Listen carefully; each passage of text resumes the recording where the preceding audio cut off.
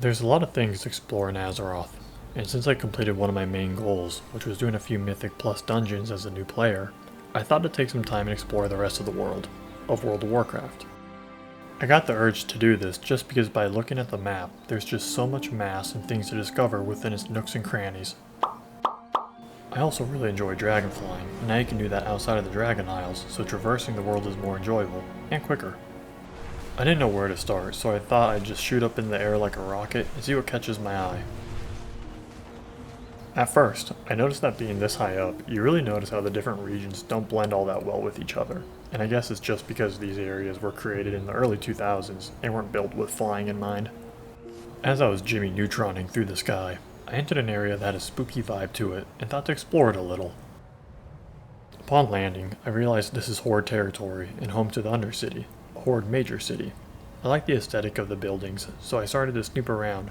There's definitely an eerie feeling here, especially when you walk through the entrance and hear the past cheers and commotion which abruptly stop when you enter the throne room.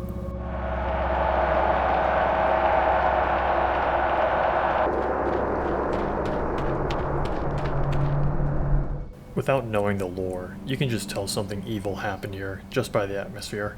Since I can't really go further, being a human and all, I thought to explore more of this region. During my stroll through Halloween Town, I made my way into a crypt which had a very quiet beat. After turning down the music, I heard a faint thumping, as if there's a heartbeat.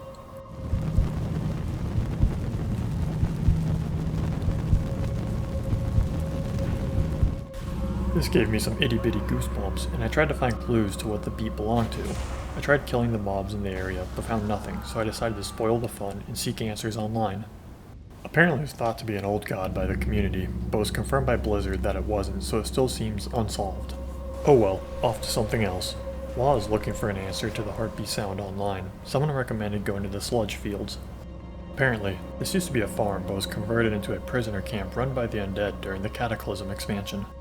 After venturing around it, it definitely is a wee bit creepy and was recommended to read the journal The Battle for Hillsbrad, which drops from Clerk Horn's Whitesteed. I tried getting this to drop, but after some research it only drops for the Horde, so time to spoil the fun once again and read it online. The journal has about 15 pages, and each page is an account of a day starting on day 12 and the last entry being on day 63. The purpose of the journal was to record these atrocities for posterity. The first part of the diary states that they are losing ground to the Forsaken and no match for their chemical weapons. Many farmers and residents fled, but unfortunately were slaughtered or captured. Many agreed to stay and go down with Hillsbrad, but by day 20 the Hillsbrad fields were no more.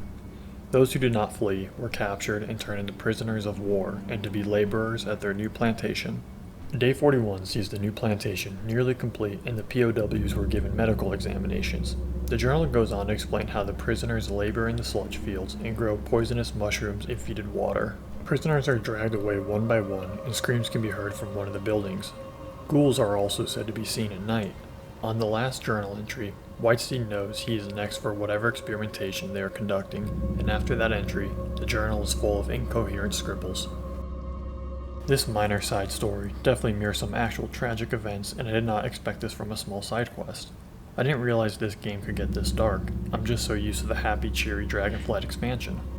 But apparently there's a lot of dark things to be found in older WoW. Some well-known examples I found online are the Karazhan Crypts, with the Upside Down Sinners, which is an off-limits area apparently, which I'm not sure why, but it being an unused area gives more of an eerie vibe.